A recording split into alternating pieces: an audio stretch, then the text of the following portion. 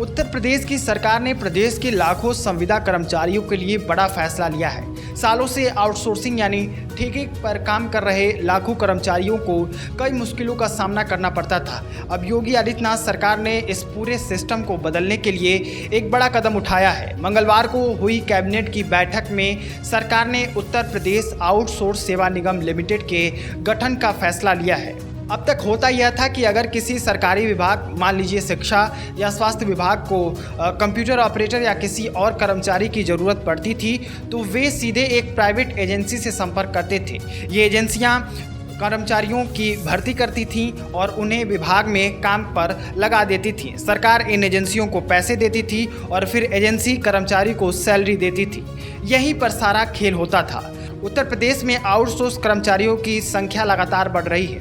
आपको जानकर हैरानी होगी कि पिछले 6 सालों में आउटसोर्स कर्मचारियों पर होने वाला सरकारी खर्च लगभग 3.25 गुना बढ़ गया है। रिपोर्ट के मुताबिक साल 2019-20 में जहां इस पर 684.19 करोड़ रुपए खर्च हुए थे, वहीं 2025-26 के लिए 1796.393 करोड़ रुपए का बजट रखा गया है। इतने बड़े वर्कफोर्स के हितों की रक्षा करना और व्यवस्था में पारदर्शिता लाना बहुत ज़रूरी था। अक्सर शिकायतें आती थी कि सरकार तो कर्मचारियों के लिए 20,000 रुपये दे रही है, लेकिन एजेंसी उसे सिर्फ 15,000 रुपये ही देती है।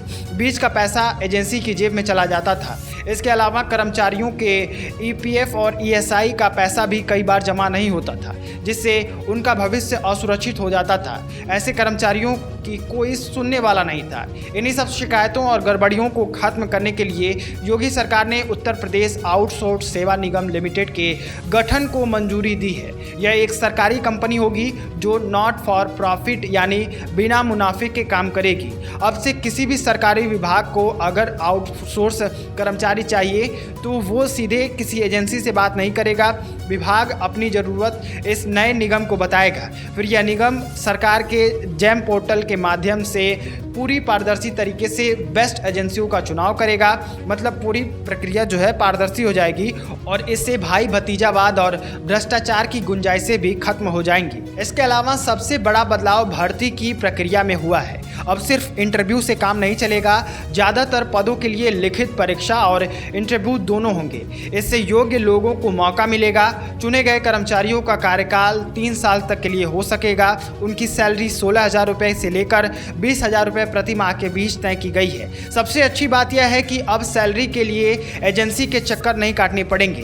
हर महीने की 1 से 5 तारीख के बीच सैलरी सीधे कर्मचारी के बैंक खाते में आ जाएगी। ईपीएफ और ईएसआई का पैसा भी अब एजेंसी के खाते में नहीं बल्कि सीधे कर्मचारी के खाते में ही जमा होगा। कर्मचारियों से महीने में 26 दिन काम लिया जाएगा। इस नई व्यवस्था में एससी, एसटी, ओबीसी, ईडब्ल्यूएस, दिव्यांगजन, भूतपूर्व सैनिक और महिलाओं को सरकारी नियमों के अनुसार आरक्षण का भी लाभ मिलेगा। महिला कर्मचारियों को मैटरनिटी लीव का भी अधिकार दिया गया है। यही नहीं, अगर सेवा के दौरान किसी कर्मचारी की दुखद मृत्यु हो जाती है तो सरकार उसके अंतिम संस्कार के लिए 15,000 रुपये की आर्थिक सहायता भी देगी। समय समय पर कर्मचारियों की स्किल्स बढ़ाने के लिए उन्हें ट्रेनिंग भी दी जाएगी।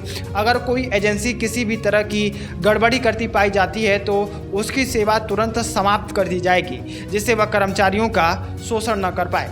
बाकी आप उत्तर प्रदेश सरकार के इस फैसले के बारे में क्या राय रखते हैं, कमेंट बॉक्स में जरूर लिखें। बहुत बहुत धन्यवाद।